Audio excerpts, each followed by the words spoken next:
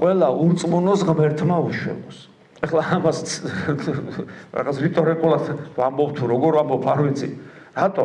ყველა ურწმუნოს ღმერთმა უშველოს, იმიტომ რომ როცა წმენა მაქვს, როცა 100%-ით ვიცი, რომ არასოდეს მოვკვდები, არამედ გარდავიცვლები და ჩემი მთელი არსების საზრუნავია, რომ ქრისტეს ხორცში მყოფი შევხვდე ჯერ კიდე, რომ მე მასთან გადავიდე. ჩემი მორწმუნე არასოდეს მოკვდება, არამედ გარდაიცვლება სიკვდილისაგან სიცოცხლეში და სიცოცხლე მე ვარ, ქრისტე ამბობს და მე როგორც ნათელღებული, ქრისტეს შემოსილი, მე რომ გავალ ამ ქვეყნიდან პირდაპირ ქრისტეში უნდა გადავიდე, რომელიც უკვე ჩემს გულში უნდა ცხოვრობდეს.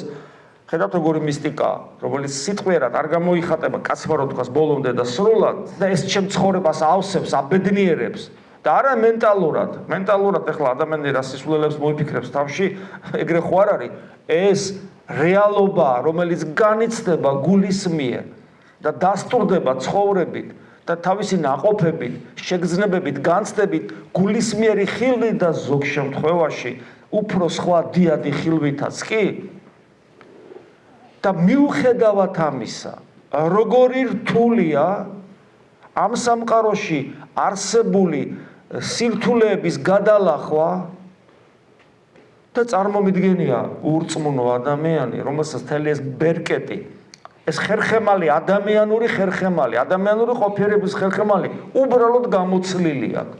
არ ვიცი რა, ეს ღმერთმა უშველოს ყველა ურწმუნოს. რა საცოდავები არიან წარმოგიდგინე და როცა ეს მერე დემონური აღტკინებაში გადადის, რაც ვლინდება იმაში, რომ უხარია რომ ღმერთი არ არის და მორწმუნეს დასცინის და ებრძვის.